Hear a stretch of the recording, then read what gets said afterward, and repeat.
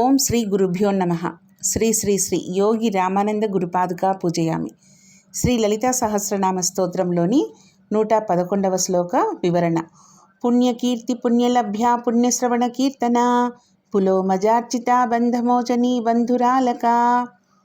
ముందుగా పుణ్యకీర్తి, పుణ్యాన్ని ఇచ్చేటటువంటి కీర్తి కలది అమ్మ అని అర్థం. పరమేశ్వరి పుణ్యదాయిని. ఆ దేవి తన భక్తులకు పుణ్యాన్ని పంచిపెడుతుంది. శ్రీ విద్య యొక్క ఉపాసన, శ్రీచక్ర పూజ, అర్చన, లలితా సహస్ర పారాయణ, పంచదశి, షోడశి మంత్ర జపము అతి పుణ్యప్రదాలు అని చెప్తున్నారు. ఇవి పరమేశ్వరి భక్తులకు ముక్తిని ప్రసాదిస్తాయి, జ్ఞానాన్ని కూడా ప్రసాదిస్తాయి. దేవతలందరిలోకి ఆ పరమేశ్వరియే ఉత్తమమైనది. అంతకన్నా అధికులు ఎవరూ లేరు. కాబట్టి తన భక్తులకు ఎక్కువ పుణ్యఫలాన్ని అందించే శక్తి ఆ పరమేశ్వరికి తప్ప వేరెవరికీ లేదు. అందుచేతనే ఆమె పుణ్యకీర్తి అనబడుతోంది.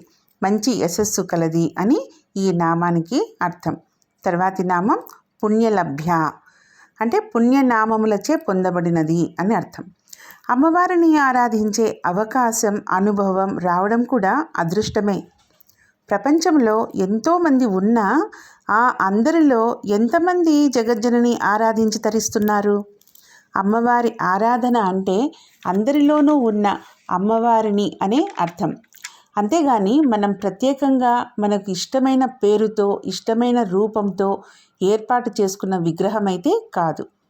విశ్వమంతా నిండి ఉన్నది ఆమె అయినప్పుడు ఆ తల్లికి మనం గీసింది ఆకారం, మనం చెక్కింది విగ్రహం, మనం పిలిచింది పేరు అవుతుందనే అవగాహన కలగాలి. ఈ యావత్ ప్రపంచానికి కూడా ఆధారంగా, ఆశ్రయంగా ఒక జగజ్జనని ఉండాలనే భావన, ఆ భావనా గమ్యం పట్ల ఆరాధనా భావం ఉండాలి. కానీ ఆ జగజ్జనని నామరూపాలు ముఖ్యమైతే కాదు. అమ్మ నామరూపవర్జిత అన్న నామానికి అదే అర్థం. ఇది ఇంతకుముందు చెప్పుకున్నాం. మన భావాలను బట్టి, భావ లక్ష్యాలను బట్టి, ఉద్దేశాలను బట్టి మనం చేసిండేది పుణ్యకార్యమా పాపకార్యమా అనేది నిర్ణయింపబడుతుంది. తన ఉన్నత పదవికి అడ్డు వచ్చే ప్రత్యర్థి నశించడానికి చేసే చండీయాగం కూడా పాపకార్యమే అవుతుంది మరి, కానీ పుణ్యకార్యమైతే కాదు. అలాగే పిల్లవాడు బాగుపడడం కోసము దెబ్బలు కొట్టడము మంచి కార్యమే అవుతుంది. కాబట్టి పుణ్యకార్యం అంటే పూజించే కార్యమని, పాపకార్యం అంటే బాధించే కార్యమని అర్థం చేసుకోకూడదు. ఇక్కడ ఎందుకు ఆ పని చేస్తున్నామో మన మనసులో ఉద్దేశాన్ని బట్టి మనం చేసే పని పుణ్యమా పాపమా అనేది నిర్ణయింపబడుతుంది. జన్మల తరబడి పైన తెలిపిన విధంగా చేసిన పుణ్యకార్యాల ఫలితంగా పరమేశ్వరి ఆరాధన చేయాలనిపించడం, తత్ఫలితంగా ఆత్మ జ్ఞానాన్ని, బ్రహ్మ జ్ఞానాన్ని పొంది మోక్షానికి అర్హుడు కావడం అనేది జరుగుతుంది. ఈ విధంగా లభించేది కాబట్టే అమ్మవారు పుణ్యలభ్య అనబడుతోంది. తర్వాతి నామము పుణ్యశ్రవణ కీర్తన, అంటే పవిత్రమైన వాటిని వినుటకు, కీర్తించుటకు అవకాశం కలుగజేయున్నది అని అర్థం. జీవితంలో పుణ్యమైన పవిత్రమైన వాక్కులు వినాలన్నా, కీర్తన చేయడానికి అవకాశము అమ్మవారి వల్లనే కలుగుతుంది మనకు. అమ్మవారికి, అయ్యవారికి, శక్తి శివులకు ప్రతీకలైన హకార సకారల మధ్య శబ్దం రావాలంటే ఏ నామాలు స్మరిస్తే, ఉచ్చరిస్తే పుణ్యవంతులవుతారో అటువంటి హరిహర పదాదులను ఉచ్చరించాలంటేనూ దేవి సహకారం లేకపోతే వీలు కాదో అటువంటి హ్రీంకార స్వరూపిణి అమ్మ అని ఈ నామానికి అర్థం. తర్వాతి నామము పులోమజార్జిత, అంటే పులోమని కూతురైన సచీదేవిచే ఆరాధింపబడినది అమ్మ అని. పూర్వము నహుషుడు 100 యజ్ఞాలు చేసి ఇంద్రపదవి పొందినప్పుడు ఇంద్రుడు అజ్ఞాతవాసంలో గడిపవలసి వచ్చిందట. అప్పుడు ఇంద్రుని భార్య పులోమని కూతురైనటువంటి సచీదేవి తమ గురువైన బృహస్పతి దగ్గరికి వెళ్ళి సలహా అడిగిందట. అప్పుడు బృహస్పతి చెప్పారట సచీదేవికి అమ్మవారిని ఆరాధించి ప్రార్థించమని. తర్వాత ఆమె తన భర్త జాడను, అంటే ఇంద్రుని జాడను తెలుసుకోవాలని అమ్మను ప్రార్థించింది. అప్పుడు అమ్మవారి ఆమెను ప్రార్థించిన పిదప సచీదేవి ఇంద్రుని జాడను తెలుసుకోగలిగింది.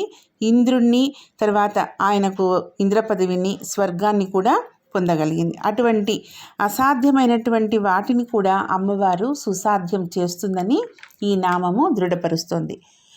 భక్తుల యొక్క యోగక్షేమాలు తన నెత్తిన వేసుకుంటుంది అనే దానికి ఇది ఒక ఉదాహరణ మాత్రమే.